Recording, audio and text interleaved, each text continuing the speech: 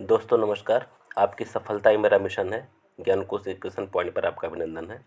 दोस्तों आज का वीडियो प्रैक्टिस सेट पर आधारित है और वह भी भाषा विज्ञान, स्पेशल भाषा विज्ञान पर ही ये पूरा का पूरा क्वेश्चन है, जो कि बीपीएससी एग्ज़ाम के लिए विशेष करके हिंदी के लिए काफ़ी महत्वपूर्ण है। और यहाँ से आपको 2-3 प्रश्न देखने के लिए ज़रूर मिलेंगे, ठीक है ना। वैसे तो टीजीटी, पीजीटी, नेट, जेआरएफ हर एक परीक्षाओं के लिए है और काफ़ी गूढ़ प्रश्नों का संकलन है, इसलिए ऊपर ऊपर देखने से नहीं पता चलेगा। वीडियो आप जरूर देखें लास्ट तक। चलिए, पहला प्रश्न है, जिन ध्वनि चिन्हों द्वारा मनुष्य परस्पर विचार विनिमय करता है उनको समष्टि रूप से भाषा कहते हैं। यह कथन किसका है? यह कथन पर आधारित है, ठीक है ना। पतंजलि का है, या श्याम सुंदर दास का है, या बाबू राम सक्सेना का है, या फिर क्रोचे का है? इन चारों में किसका है? तो आपका सही उत्तर क्या होगा? आपका सही उत्तर हो जाएगा ये बाबूराम सक्सेना का है, यानी कि सी, ठीक है ना। ये सी बाबूराम सक्सेना का कथन है कि जिन ध्वनि चिन्हों द्वारा मनुष्य परस्पर विचार विनिमय करता है उनको समष्टि रूप से भाषा कहते हैं। ठीक, आइए हम लोग देखते हैं प्रश्न नंबर 2। प्रश्न नंबर 2 क्या कह रहा है? प्रश्न नंबर 2 है कि ध्वन्यात्मक शब्दों द्वारा विचारों का प्रकटीकरण ही भाषा है। यह कथन किसका है? ये किस विदेशी विद्वान का है? हेनरी स्वीट का है, गार्डिनर का है, ट्रेगर का है, या फिर मैक्स मुलर का है? किसका है? इन चारों में आपको ये बताना है, ठीक है ना। तो आपका सही उत्तर क्या हो जाएगा? आपका सही उत्तर हो जाएगा ए, हेनरी। किसका है ये हेनरी का ये कथन है, ध्वन्यात्मक शब्दों द्वारा विचारों का प्रकटीकरण ही भाषा है, ठीक है ना। चलिए, अभी तो ऊपर ऊपर 2 प्रश्न आप पढ़े, आपको लग रहा है कि प्रश्न बहुत आसान है, बहुत हल्के लेवल का है, लेकिन अब तीसरा प्रश्न से आपका प्रश्नों का लेवल बढ़ता जाएगा। देखिए, भाषा विकास के प्रमुख चरण होते हैं, कितने होते हैं आपको ये बताना है। भाषा विकास के प्रमुख चरण कितने होते हैं? क्या 3 होते हैं, या 4 होते हैं, या 2 होते हैं, या फिर 7 होते हैं? कितने चरण होते हैं आपको ये बताना है, ठीक है ना। तो आपका सही उत्तर क्या हो जाएगा? आपका सही उत्तर हो जाएगा बी, 4 चरण होते हैं। कुल कितने चरण होते हैं? 4 चरण होते हैं। कौन कौन होते हैं वह भी चाहे तो नोट कर सकते हैं। आंगिक, वाचिक, लिखित और यांत्रिक। कौन कौन होते हैं? आंगिक, वाचिक, लिखित और क्या होते हैं? यांत्रिक। ठीक है ना, यांत्रिक। ये 4 प्रकार के भाषा विकास के चरण होते हैं। तो हम लोग पूरा व्याख्या के साथ हम लोग पढ़ेंगे, ठीक है ना, पूरा व्याख्या के साथ पढ़ेंगे। वैसे अगर स्क्रीन पर हम टूल से लिखा जा रहा है इसलिए राइटिंग अच्छी नहीं हो पा रही है, लेकिन आप मेरे आवाज़ पर विशेष ध्यान देंगे और आप कलम कापी लेकर बैठिए, उसको नोट करते चलिए, ठीक है ना। बहुत शानदार प्रश्न उत्तर ही रहेगा ये। अगला प्रश्न देखिए, प्रश्न नंबर 4। स्वतंत्र शब्दात्मक भाषा है क्या है? स्वतंत्र शब्दात्मक भाषा क्या है? क्या वर्मी है, या तुर्की है, या कन्नड़ है, या फिर डी आपका अरबी? इन चारों में क्या है आपको ये बताना है। स्वतंत्र शब्दात्मक भाषा क्या है आपको ये बताना है, ठीक है ना। तो आपका सही उत्तर क्या हो जाएगा? आपका सही उत्तर हो जाएगा ए, वर्मी है, ठीक है ना। ये वर्मी शब्दात्मक भाषा है। मतलब शब्दात्मक भाषा का मतलब क्या होता है कि एक कोई सिंबल है और उसमें पूरा एक शब्द छिपा रहता है। जैसे चाइनीज भाषा को आप देखिए, इसमें चाइनीज भाषा है भी। जैसे चाइनीज भाषा को अगर आप देखते होंगे, ये ऐसे कुछ बना करके चौकोर में, फिर उसका कुछ ऐसे सिंबल, कुछ चित्र ऐसे कुछ बना होता है। यह एक पूरा पूरा शब्द होता है। इसी को हम शब्दात्मक भाषा कह सकते हैं, ठीक है ना। तो इस दायरे में कहने का मतलब ये है कि शब्दात्मक भाषा के दायरे में कौन कौन सी भाषाएं आती हैं? चीनी, तिब्बती, वर्मी, ये 3 भाषाएं आती हैं, इसको नोट कर लीजिए। चीनी, तिब्बती और वर्मी, ये 3 भाषाएं आती हैं शब्दात्मक भाषा के अंतर्गत, वर्मी, ठीक है ना। इसको आप नोट कर लीजिए, ठीक। आइए प्रश्न नंबर 5 हम लोग देखते हैं। प्रश्न नंबर 5 क्या कह रहा है? प्रश्न नंबर 5 है कि प्रत्यय प्रधान भाषा क्या है। प्रत्यय प्रधान भाषा आपको बताना है। हम बोले हैं ना कि प्रश्नोत्तरी बहुत ही शानदार है और अच्छे लेवल की गुण प्रश्नों का संकलन है ये ऐसा संकलन शायद ही कहीं आपको मिले, ठीक है ना। चलिए देखिए, पहला क्या है, श्लिष्ट है या प्रश्लिष्ट है या अश्लिष्ट है या फिर इसमें से कोई नहीं है। प्रत्यय प्रधान भाषा आपको बताना है। प्रत्यय प्रधान भाषा क्या है, तो आपका सही उत्तर क्या हो जाएगा, आपका सही उत्तर हो जाएगा सी, अश्लिष्ट भाषा। क्या है, सी, अश्लिष्ट भाषा। प्रत्यय प्रधान जो भाषा है वह क्या होती है, उसको क्या कहते हैं, अश्लिष्ट भाषा उसको कहते हैं। और इस प्रकार के भाषा के अंतर्गत ये तुर्की भाषा आती है। तुर्की अश्लिष्ट भाषा है यानी प्रत्यय प्रधान भाषा है, ठीक है। आइए प्रश्न नंबर 6 हम लोग देखते हैं। प्रश्न नंबर 6 क्या कह रहा है कि जिस भाषा में प्रकृति और प्रत्यय घनिष्ठता से मिले होते हैं उसे क्या कहते हैं। जिस भाषा में प्रकृति और प्रत्यय मतलब शब्द और प्रत्यय दोनों एक साथ घनिष्ठता के साथ मिले होते हैं उसको क्या कहते हैं। क्या श्लिष्ट भाषा कहते हैं या अश्लिष्ट भाषा कहते हैं या प्रश्लिष्ट भाषा कहते हैं या ए और दोनों, ये दोनों मतलब दोनों को कहते हैं, ठीक है ना। तो कहने का तात्पर्य है कि आपको इसका उत्तर बताना है कि जिस भाषा में प्रत्यय और प्रकृति घनिष्ठता के साथ मिले होते हैं। अब आपका सही उत्तर क्या हो जाएगा, आपका सही उत्तर हो जाएगा ए, क्या होगा, श्लिष्ट भाषा। ये जिस भाषा में प्रकृति और प्रत्यय दोनों साथ साथ मिले होते हैं, घनिष्ठता के साथ मिले होते हैं, उसको श्लिष्ट भाषा कहती है। इसको हमेशा याद रखिए, ठीक है ना। आइए प्रश्न नंबर 7 हम लोग देखते हैं। संयोगात्मक भाषा किसे कहते हैं। संयोगात्मक भाषा, आप जानते हैं भाषा वियोगात्मक भाषा संयोगात्मक भाषा होती है। तो आप संस्कृत हिंदी में तो छाट लेंगे, लेकिन अगर कहीं दूसरा कोई भाषा दे दिया तो क्या होगा, इसलिए इस प्रश्न को मैं आपके सामने दे रहा हूँ।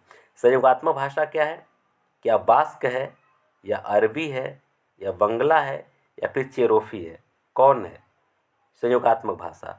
तो आपका सही उत्तर क्या हो जाएगा, आपका सही उत्तर हो जाएगा बी, ये अरबी भाषा जो है संयोगात्मक भाषा है। इसके अलावा आप कमेंट करके बता सकते हैं और किन किन भाषाओं को जानते हैं जो संयोगात्मक भाषा होती है, और वियोगात्मक भाषा भी कमेंट करके वीडियो में के मतलब कमेंट करके आप इसको बता सकते हैं, ठीक है ना।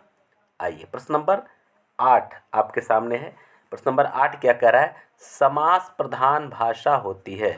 जो भाषा समास प्रधान होती है उसको क्या कहते हैं।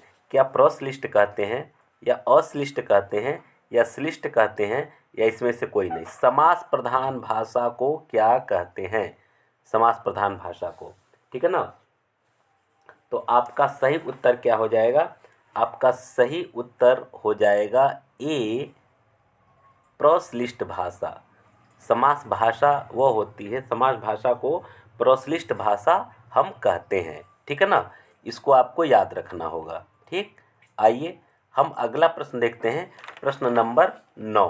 प्रश्न नंबर 9 क्या कह रहा है, अश्लिष्ट भाषा कितने प्रकार के होते हैं। अश्लिष्ट भाषा कितने प्रकार के होते हैं, 4 प्रकार के या 5 प्रकार के या 2 प्रकार के या फिर 3 प्रकार के, कितने प्रकार के होते हैं अश्लिष्ट भाषा, आपको ये बताना है। तो आपका सही उत्तर क्या हो जाएगा, आपका सही उत्तर हो जाएगा ए, 4 प्रकार के ये होते हैं। अब 4 प्रकार कौन होते हैं उसको चाहे तो नोट कर लें। क्या, पहला है पूर्व योगात्मक भाषा, दूसरा मध्य योगात्मक, तीसरा अंत योगात्मक और चौथा पूर्वांत योगात्मक। फिर से सुन लीजिए, पूर्व योगात्मक, मध्य योगात्मक, अंत योगात्मक और पूर्वांत योगात्मक, ये 4 प्रकार की भाषाएं अश्लिष्ट भाषा के प्रकार हैं, ठीक है ना। चलिए, श्लिष्ट भाषा कितने प्रकार के होते हैं। अब अश्लिष्ट तो आप जान गए, तो श्लिष्ट भाषा कितने प्रकार के होते हैं। क्या ये 3 प्रकार के होते हैं या 2 प्रकार के होते हैं या 4 प्रकार के होते हैं या फिर 5 प्रकार के होते हैं, कुल कितने प्रकार के होते हैं आपको ये बताना है। प्रश्न नंबर 10। तो आपका सही उत्तर क्या हो जाएगा, आपका सही उत्तर हो जाएगा बी, 2 प्रकार के होते हैं। अब 2 प्रकार के होते हैं तो कौन कौन होते हैं, एक अंतर्मुखी होता है और एक बहिर्मुखी होता है। क्या होता है, एक अंतर्मुखी होता है और एक आपका बहिर्मुखी होता है। इसको आप नोट कर सकते हैं, अंतर्मुखी, ठीक है ना। और दूसरा आपका क्या होता है, बहिर्मुखी, बहिर्मुखी, ठीक है ना। ये दो होते हैं। चलिए प्रश्न नंबर 11 देखा जाए। प्रश्न नंबर 11 क्या कह रहा है, प्रविष्ट भाषा के प्रकार होते हैं। प्रविष्ट भाषा कितने, प्रविष्ट नहीं सॉरी, प्रश्लिष्ट होता है। थोड़ा सा मिसप्रिंट हो गया, इसको सुधार सकते हैं, सुधार लीजिएगा। ये है प्रश्लिष्ट, इसको क्या कहेंगे यहाँ नोट कर देते हैं, प्रश्लिष्ट, प्रश्लिष्ट, ठीक है ना। प्रश्लिष्ट भाषा के प्रकार हैं। प्रश्लिष्ट भाषा कितने प्रकार के होते हैं, अब आपको ये बताना है। क्या 3 प्रकार के होते हैं, या 2 प्रकार के होते हैं, या 4 प्रकार के होते हैं, या फिर 5 प्रकार के होते हैं। कुल कितने प्रकार के होते हैं प्रश्लिष्ट भाषा। तो आपका सही उत्तर क्या हो जाएगा, आपका सही उत्तर हो जाएगा 2 प्रकार के होते हैं। इसका भी उत्तर बी होगा, 2 प्रकार के होते हैं। अब कौन कौन होते हैं, पूर्वश्लिष्ट, प्रश्लिष्ट और आंशिक प्रश्लिष्ट। एक होता है क्या होता है, एक पूर्व पूर्व प्रश्लिष्ट, पूर्व प्रश्लिष्ट, और दूसरा होता है आंशिक प्रश्लिष्ट। क्या होता है, आंशिक प्रश्लिष्ट, आंशिक प्रश्लिष्ट, ठीक है ना। तो ये 2 प्रकार के होते हैं प्रश्लिष्ट भाषाएं। 12वां देखिए, भोलानाथ तिवारी के अनुसार विश्व भाषा परिवारों की संख्या है। पहले प्रश्न पढ़ लीजिए, विकल्प नीचे है।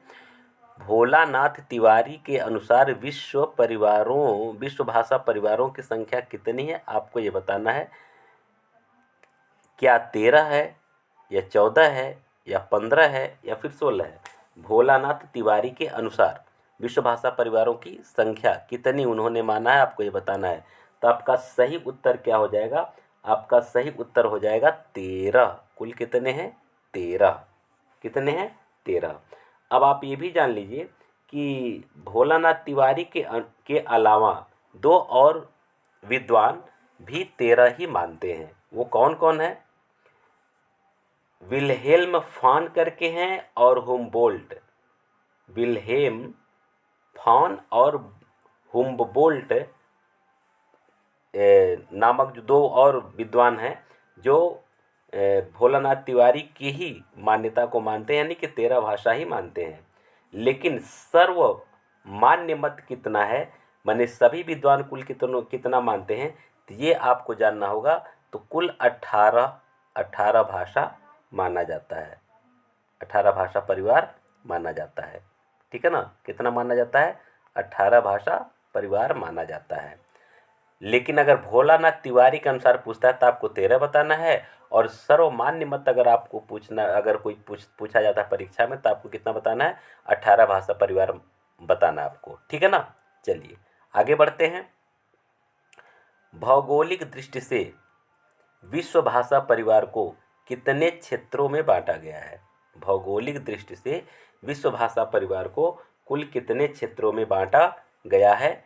क्या 7 क्षेत्र में बांटा गया है, या 4 क्षेत्र में, या 8 क्षेत्र में, या फिर 9 क्षेत्र में। तो कुल कितने क्षेत्र में बांटा गया है, अब आपको ये बताना है। प्रश्न कैसा है आप कमेंट करके ज़रूर बताएंगे, क्योंकि आप जब कमेंट करते हैं तो हौसला बढ़ता है कि मेरा मेहनत सार्थक हो रहा है, और भी गूढ़ प्रश्नों को लाने के लिए एक प्रेरणा भी मिलती है। तो आप अवश्य बताएंगे कि हाँ, प्रश्नों का लेवल काफ़ी अच्छा है। यहाँ तक कि नेट जीआरएफ लेवल का प्रश्न है ये, और बीपीएससी में भी आप समझ सकते हैं, क्योंकि चेयरमैन ने बोल दिया है कि प्रश्नों का लेवल कठिन होगा। इसलिए सतही तौर पर पढ़ने से फ़ायदा होने वाला नहीं है, आपको गहराई में उतरना पड़ेगा, ठीक।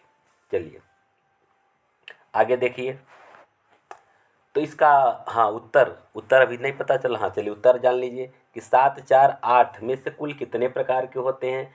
तो आपका सही उत्तर हो जाएगा बी, 4 प्रकार के होते हैं। कुल कितने प्रकार के होते हैं, 4 प्रकार के होते हैं। कौन कौन होते हैं, थोड़ा इसको नोट भी कर लीजिए। एक भाषा परिवार है जिसको कहते हैं यूरेशिया, यूरोप और एशिया को मिला करके यूरेशिया एक भाषा परिवार माना गया है। ठीक। दूसरा भाषा परिवार माना गया अफ्रीका भूखंड का। अफ्रीका भूखंड को एक भाषा परिवार माना गया है, अफ्रीका भूखंड। ठीक। फिर एक भाषा परिवार माना गया प्रशांत महासागरीय भूखंड। शार्ट में लिखवा देता हूँ, प्रशांत महासागरीय भूखंड। ठीक। और एक है अमेरिका भूखंड। इन 4 भूखंडों में विश्व भाषा परिवार को बांटा गया है। ठीक है ना। चलिए आइए आगे हम लोग देखते हैं प्रश्न नंबर 14। प्रश्न नंबर 14 क्या कह रहा है, ध्वनि के आधार पर भारूपी परिवार को कितने वर्गों में बांटा गया है। अब ध्वनि के आधार पर भारूपी परिवार को आपको बताना है। ठीक है ना। ध्वनि के आधार पर क्या 1 वर्ग में, 2 वर्ग में, 3 वर्ग में, 4 वर्ग में अथवा 5 वर्ग में, कुल कितने वर्ग में बांटा गया है ध्वनि के आधार पर भारूपी परिवार को। ठीक है ना। तो आपका सही उत्तर क्या हो जाएगा, आपका सही उत्तर हो जाएगा ए, 2 वर्गों में बांटा गया है। और 2 वर्ग कौन कौन है यह आप नोट कर लीजिए। पहला वर्ग है सतम वर्ग, सतम वर्ग। दूसरा वर्ग क्या है, केंतुम। क्या है, केंतुम। दूसरा वर्ग क्या है, केंतुम वर्ग। ठीक है ना। तो ये आपका है।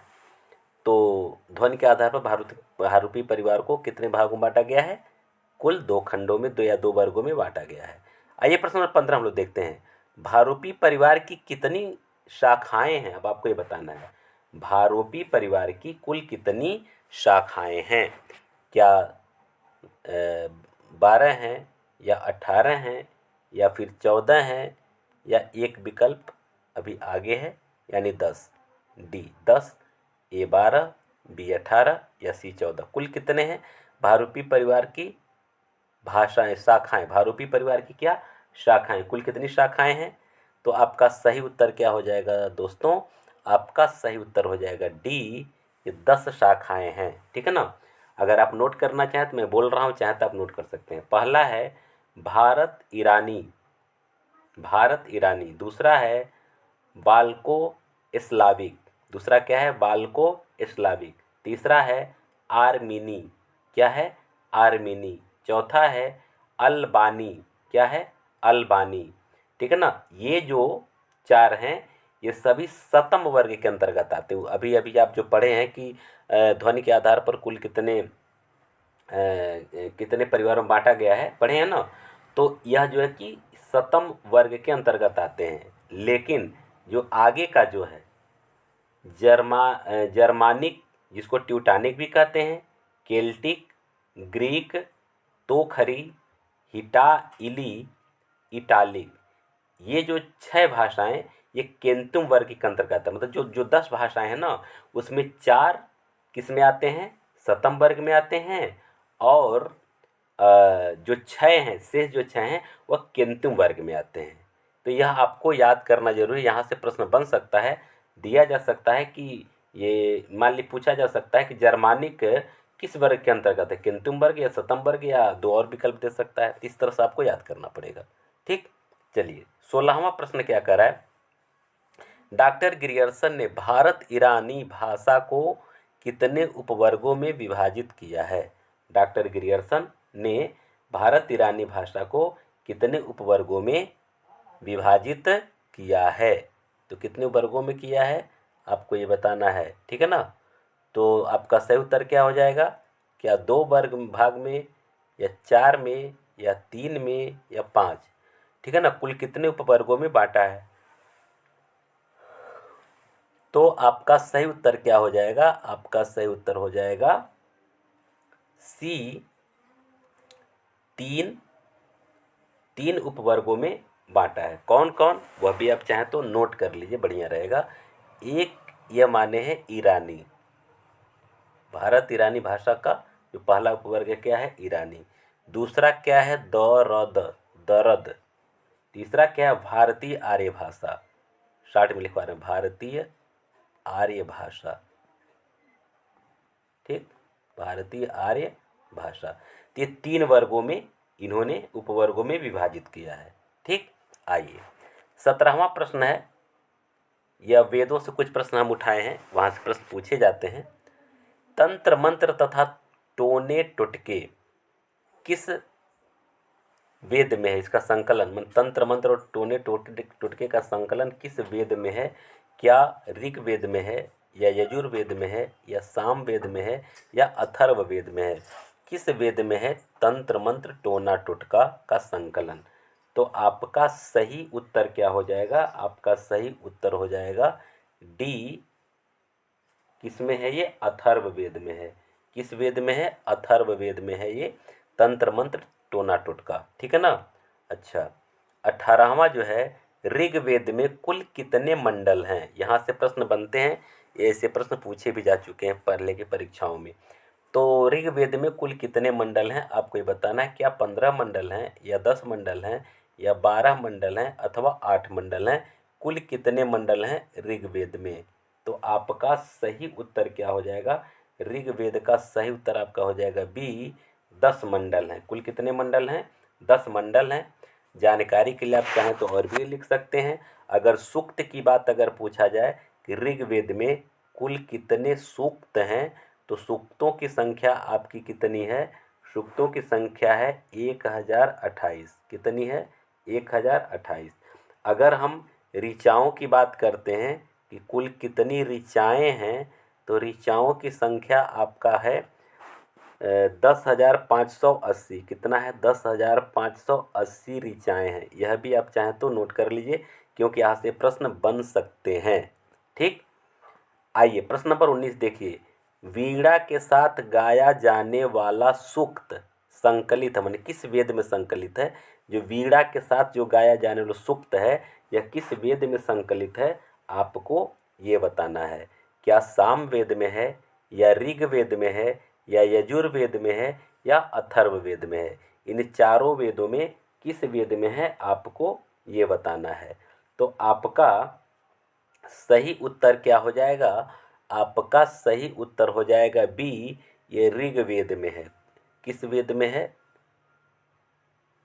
सॉरी, ऋग्वेद में नहीं, ये है आपका सामवेद में। ठीक है ना, ये है सामवेद। सामवेद में है, थोड़ा सा इसको बदल लीजिए। हाँ, ये सामवेद में है। वीणा के साथ गाया जाने वाला जो सूक्त है, यह साम वेद में है। और साम वेद में यह भी आप जान लीजिए, अगर मंत्रों की संख्या पूछा जाए, मौलिक मंत्रों की संख्या पूछा जाए, मौलिक जो मौलिक मंत्रों की संख्या अगर पूछा जाए, तो केवल कितने मंत्र इसमें हैं? केवल और केवल 75 ही मंत्र हैं। और शेष जो मंत्र हैं वह ऋग्वेद से लिए गए हैं, यानी ऋग्वेद यहाँ से लिए गए हैं। कितना, कहाँ से लिए गए हैं? ऋग्वेद से लिए गए हैं। यह भी आपके लिए महत्वपूर्ण टॉपिक हो सकता है। ठीक है ना। चलिए आइए प्रश्न नंबर 20 हम लोग देखते हैं। प्रश्न नंबर 20 क्या कह रहा है? प्रश्न नंबर 20 है, कर्मकांडों की व्याख्या की गई है। किसमें की गई कर्मकांडों की व्याख्या? आपको ये बताना है। क्या संहिता में की गई है, या ब्राह्मण में की गई है, या उपनिषद में की गई है, या ए और बी, यानी कि संहिता और ब्राह्मण दोनों में की गई है? सही उत्तर आपका क्या होगा? आपको ये बताना है। ठीक है ना। आप बताएं सही उत्तर क्या होगा। तो आपका सही उत्तर हो जाएगा बी, ब्राह्मण में। किसमें? बी, ब्राह्मण में। कर्मकांडों की व्याख्या किसमें की गई है? ब्राह्मण में की गई है। और एक जानकारी कि मैं आपको ये बता दूं कि हर एक संहिता अर्थात हर एक वेद के एक ब्राह्मण ग्रंथ हैं। हर एक वेद यानी हर एक संहिता या वेद कहिए, हर एक संहिता के एक ब्राह्मण ग्रंथ होते हैं। इससे संबंधित प्रश्न नीचे है, आइए देखा जाए। ऋग्वेद का ब्राह्मण ग्रंथ है। और ऋग्वेद के ब्राह्मण ग्रंथ को क्या कहते हैं? क्या शतपथ ब्राह्मण है, या ऐत्रेय ब्राह्मण है, या मुंडक ब्राह्मण है, या तैत्तिरीय ब्राह्मण है? ऋग्वेद का ब्राह्मण ग्रंथ क्या है? तो आपका सही उत्तर क्या हो जाएगा? आपका सही उत्तर हो जाएगा बी, ऐतरेय ब्राह्मण। ठीक है ना। ऋग्वेद का जो ब्राह्मण ग्रंथ है वह क्या है? ऐतरेय ब्राह्मण ग्रंथ है। ठीक है ना। चलिए, और अगर सामवेद का तांडव ब्राह्मण है। अगर आगे मतलब प्रश्न तो इससे संबंधित है नहीं शायद, लेकिन इसको जान लीजिए कि सामवेद का जो ब्राह्मण ग्रंथ है उसको तांडव ब्राह्मण कहते हैं। शुक्ल यजुर्वेद, यानी यजुर्वेद की दो शाखाएं, शुक्ल यजुर्वेद और कृष्ण यजुर्वेद। तो शुक्ल यजुर्वेद की शाखाएं जो शुक्ल यजुर्वेद का जो ब्राह्मण ग्रंथ है वो आपका शतपथ ब्राह्मण है, और कृष्ण यजुर्वेद का जो ब्राह्मण ग्रंथ है उसको तैत्तिरीय ब्राह्मण ग्रंथ कहते हैं। ठीक है ना, तो यह भी जानना आपको जरूरी था, तो इसको आप नोट करते चलिए जो मैं बोल रहा हूँ। ठीक, आइए प्रश्न नंबर 22 हम लोग देखते हैं। भोलानाथ तिवारी के अनुसार वैदिक संस्कृत में कितने समास मिलते हैं? डॉक्टर भोलानाथ तिवारी के अनुसार वैदिक संस्कृत में कुल कितने समास मिलते हैं? क्या 3 समास हैं, या 4 समास हैं, या 7 समास हैं, या फिर 5 समास हैं? कुल कितने समास हैं? तो आपका सही उत्तर क्या हो जाएगा? आपका सही उत्तर हो जाएगा बी, ये 4 समास होते हैं। कौन कौन समास होते हैं आप इसे चाहे तो नोट कर लीजिए। यह इसमें है तत्पुरुष समास। कौन समास है? तत्पुरुष समास है। दूसरा समास क्या है? कर्मधारय है। दूसरा समास क्या है? कर्मधारय समास है। ठीक है ना। तीसरा समास आपका क्या है? तीसरा समास क्या है आपका? बहुव्रीहि समास है और द्वंद्व समास है। क्या है? बहुव्रीहि है और क्या है? द्वंद्व है। ये 4 ही समास ये वैदिक संस्कृत में मिलते हैं। ठीक, चलिए आइए प्रश्न नंबर 23 हम लोग देखते हैं। साधारण बातचीत के ढंग पर दिए गए बुद्ध का उपदेश किस ग्रंथ में है? संग्रह, बुद्ध के उपदेशों का संग्रह किस ग्रंथ में है? प्रश्न नंबर 13 आपको ये बताना है। आप जानते हैं कि बौद्ध धर्म के जो 3 ग्रंथ हैं, तो उन 3 ग्रंथों में किस ग्रंथ के अंतर्गत जो है यह इनके बातचीत के ढंग को संकलित किया गया है? क्या सुत्त पिटक में किया गया है, या अभिधम्म पिटक में किया गया है, या विनय पिटक में किया गया है, या ए और बी यानी कि सुत्त पिटक और अभिधम्म पिटक दोनों में है? आपका सही उत्तर क्या हो जाएगा बताएं। आपका सही उत्तर क्या हो जाएगा बताएं। आपका सही उत्तर हो जाएगा ए, सुत्त पिटक। क्या है? सुत्त पिटक में पाए जाते हैं। फिर अगला प्रश्न अभी यहीं से है। बुद्ध की शिक्षाओं का संकलन किस ग्रंथ में है? बुद्ध की शिक्षाओं का संकलन, वो तो बातचीत के संकलन की बात बताया जा रहा है, लेकिन बुद्ध की शिक्षाओं का संकलन किस में है? क्या विनय पिटक में है, सुत्त पिटक में है, अभिधम्म पिटक में है, या फिर तीनों में है? किस में है आपको ये बताना है। तो आपका सही उत्तर क्या हो जाएगा? आपका सही उत्तर हो जाएगा ए, विनय पिटक में। किस में है? विनय पिटक में है। ये बुद्ध की शिक्षाओं का संकलन किस में है? विनय पिटक में है। प्रश्न नंबर 25। प्रश्न नंबर 25 क्या है? अभिधम्म पिटक में ग्रंथों की संख्या कितनी है? अभिधम्म पिटक, अभिधम्म पिटक में ग्रंथों की संख्या कितनी है? क्या 2 है, 4 है, या 7 है, या फिर 8 है? तो आपका सही उत्तर क्या हो जाएगा? अभिधम्म पिटक में ग्रंथों की संख्या कुल कितनी है? तो अभिधम्म पिटक में ग्रंथों की संख्या है 7, यानी कि सी, 7 है। कुल कितनी है? 7। ठीक है ना। तो इस तरह से दोस्तों आपका ये 25 प्रश्न कैसा रहा कमेंट करके अवश्य बताएं, क्योंकि आप जब कमेंट करेंगे तभी हम आगे के लिए प्रेरित हो सकते हैं। और इसके पहले वीडियो विशेष करके बिहार बीपीएससी के लिए संज्ञा का 2 वीडियो, सर्वनाम का सर्वनाम ने लिंक शुरू किए हैं। लिंक का एक वीडियो मिल चुका है, फिर आपका एक प्रैक्टिस सेट रहा है, फिर लिंक पर एक वीडियो, 1 या 2 वीडियो भी और हम आपको देंगे, ताकि लिंक से 3-4 प्रश्न आते हैं जो आपका गलत न हो, यही मेरा उद्देश्य है। ठीक है ना। अब वीडियो को लाइक करना, शेयर करना या सब्सक्राइब करना ये आपकी जिम्मेदारी है, मैं आप पर छोड़ता हूँ। शेष हम लोग मिलते हैं अगले वीडियो में। आप सबको बहुत बहुत धन्यवाद।